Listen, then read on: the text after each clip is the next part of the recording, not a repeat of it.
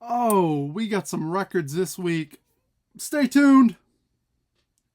You'll know it's time to turn the page when you hear the chimes ring like this. Welcome to Rebel Rock. I am Dan. I am your host. This is where we hang out, we collect vinyl, we collect CDs, cassettes, all music. I'm a rocker. I play rock and roll music. I like to collect it. I like to talk about it too. This week we got a bunch of new records I ordered from, I guess from multiple places, really. Some interesting stuff. The first one up, I found this at the local media shop. It's a reissue. Jackpot Records, I think out of Oregon, I do believe. They reissue a bunch of cool records. This is one they actually reissued. It's Ted Cassidy, Lurch from Addams Family. It was his single back in the 60s. Really fun track. What makes this so good is if you watch the video, you can find it on YouTube, him doing the dance move, the lurch. You talk about a guy that could tear it up. I just watch it. If you haven't seen it, please watch it. It's magical. The guy just like takes the stage over.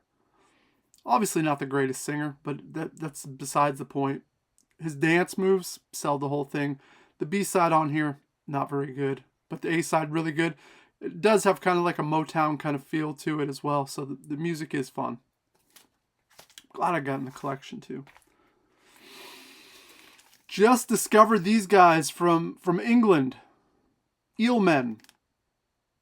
Really good. If I didn't say anything, you would have thought this came out 1979, no problem. But this is a modern record. These guys just released this album.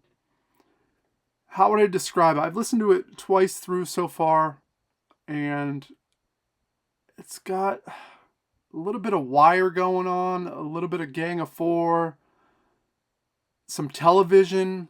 The guitars aren't super crunchy, super driving. It even has a little bit of indie rock kind of thing going on. Maybe how would I Killers maybe, or something in that. Maybe not Killers.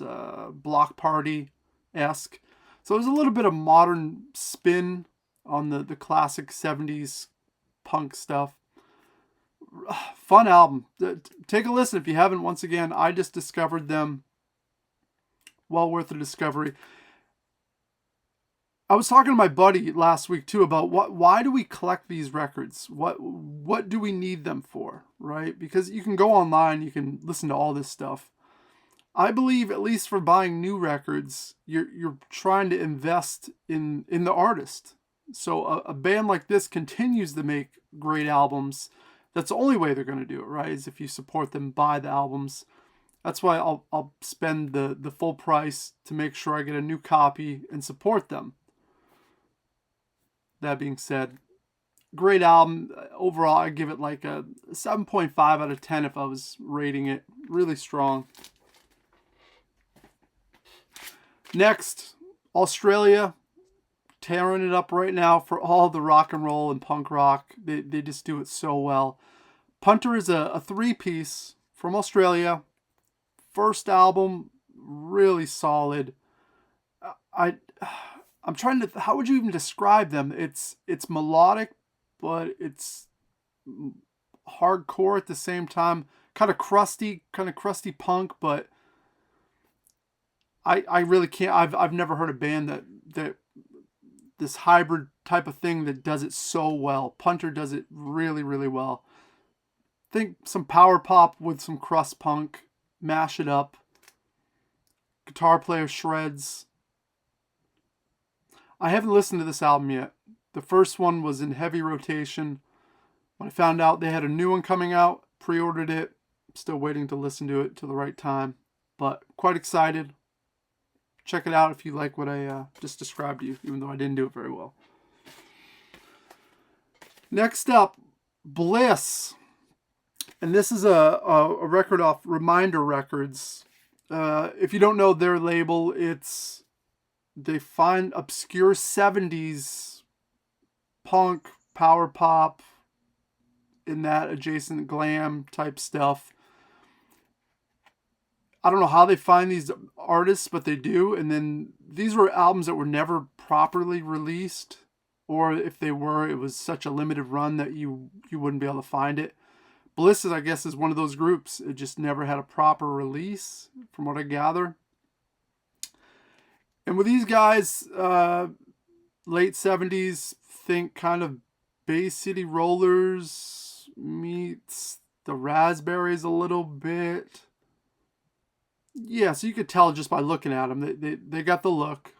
So they're definitely trying to market towards that young teen audience. Songs are great. Once again, I've rocked this a couple times. I'm enjoying it.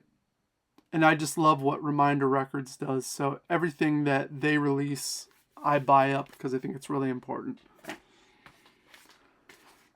Australia, more punk rock from Australia.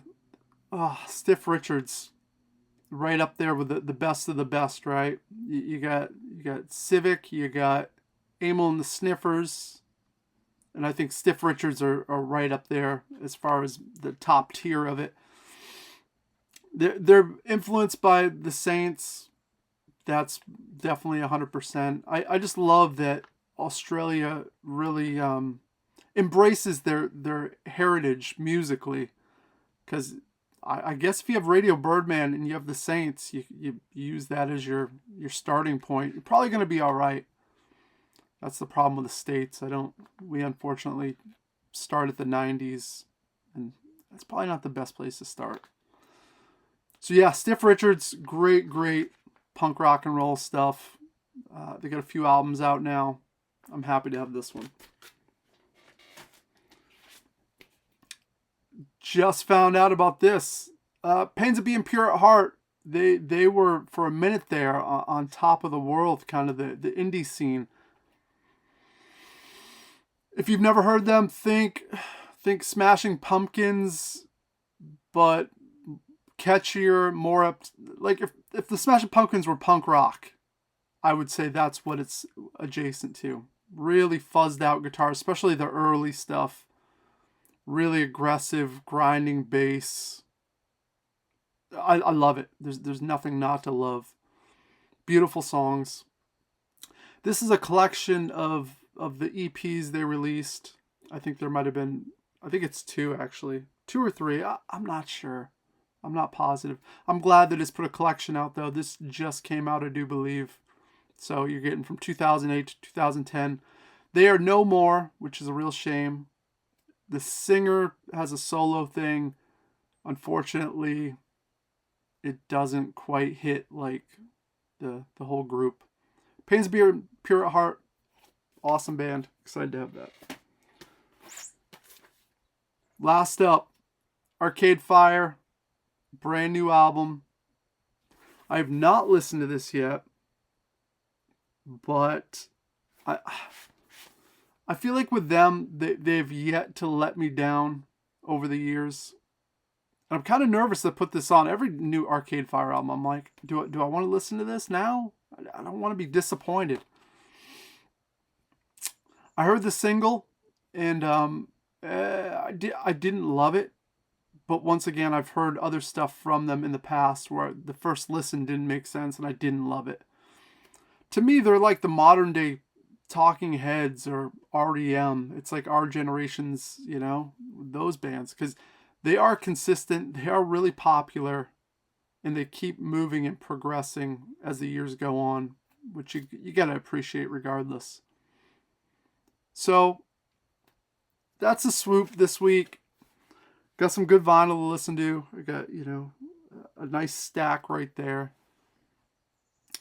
Next few episodes, I think I'm going to focus on CDs, because I got a bunch of CDs I've been finding at the thrift store, and, it's the time to collect the CDs, because people are kind of getting rid of them, which is fine with me. But I do think those days are coming to an end. So, like any format, you get like a sweet spot of a couple years.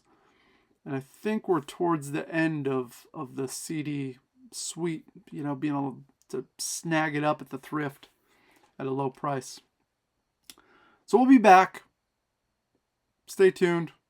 Till then, do what you do. Toodaloo.